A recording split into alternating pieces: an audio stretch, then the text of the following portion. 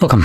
In front of me is an ASUS Zenfone 8 Flip, and today I'll show you a couple tweaks and tricks you can do on this device. So starting off, we're going to begin with the gesture navigation.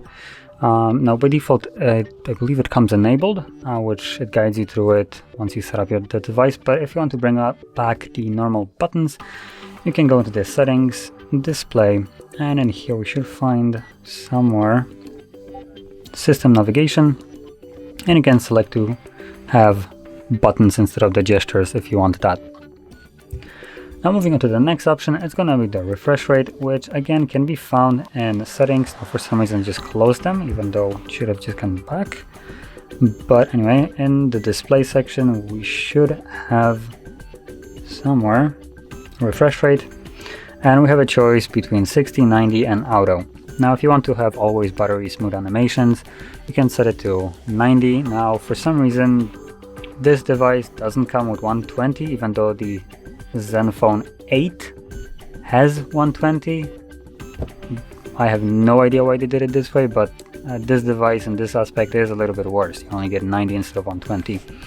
But still, you can set it up right here if you want to.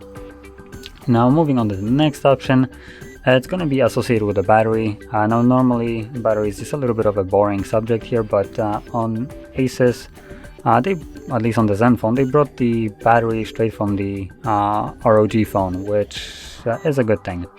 So if you go into the settings, let's find battery, you will have system modes, and right here we have the dynamic, we have also durable, ultra durable, advanced, and high performance. Now obviously the ones that I would say that are probably worth mentioning will be the high performance, which you can go in here and set a couple different things. But advanced one is the one that is just like insane. So I don't think I have seen any battery settings like this. It basically allows you to set limits to anything or overclock it.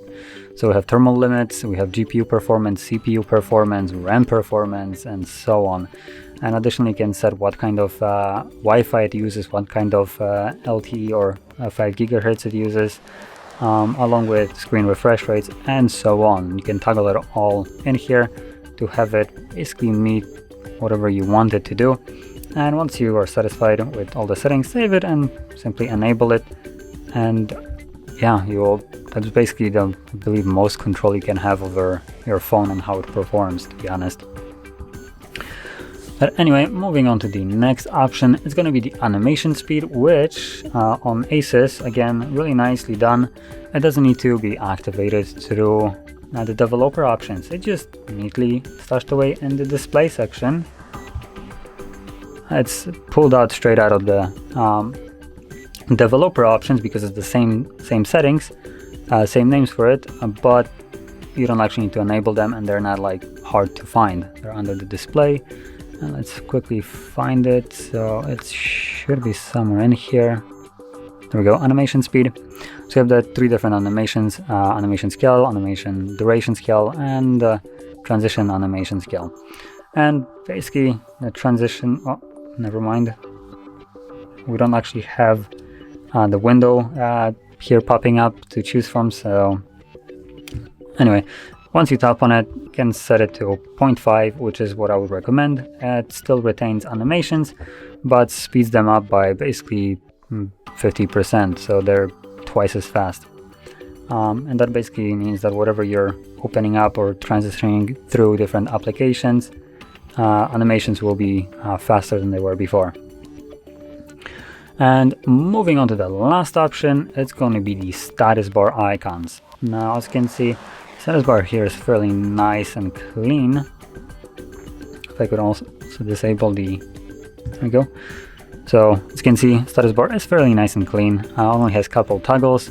There's no camera bump, which is nice, but we can make it even cleaner if that is something that you want, to make it look minimalistic and get rid of, for instance, toggles that you don't really care about, or at least don't want to see them all the time because, for instance, you never disable them. So one of those toggles is probably something like an alarm clock. Some phones show it in notifications for some reason, and it honestly bugs my mind why. But anyway, to disable it, let's go again to the display. It looks like everything is just hidden in the display. And in here we should see somewhere status bar, icon manager. And you can see that there's a huge plethora of different things you can toggle on or off. So simply select whichever one you want.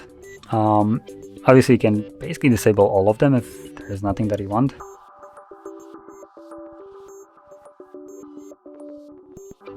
So you can see right now I basically removed everything. Now this is probably not the way you would want to go about it, but it is an option if you want to. Now something that I would keep is just battery and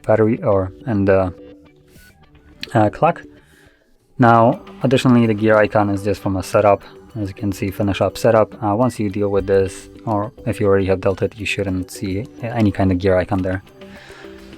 But yeah, allows you to customize your status bar fairly neatly and really recommend it.